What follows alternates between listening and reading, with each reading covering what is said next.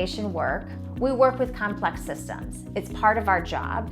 And so when we are telling stories about innovation, typically they fall into one of three categories.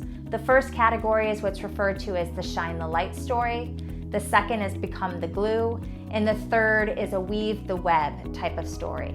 So oftentimes our team will pull on those become the glue types of stories when we're finding that our clients, for some reason, just really aren't understanding who it is that they're really truly serving.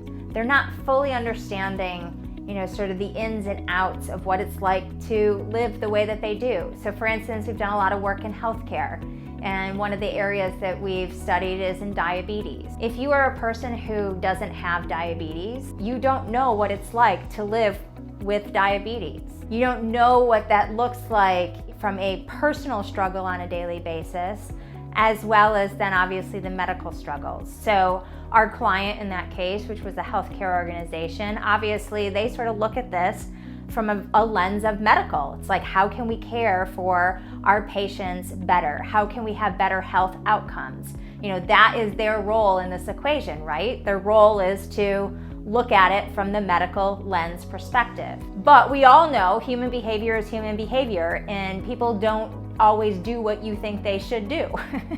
And so underneath that, there's all the emotional stuff. And so it's important to understand, as our client, what is it like to live with diabetes? What are the things that people feel like they're giving up? What are the metaphors that they attach to what it's like to live in that way? And once that frame comes in, you can kind of put yourself in those shoes, it empowers those same healthcare workers now to even bring a different level of passion, compassion into their work so that they can do the medical aspect of what is their job in that system even better.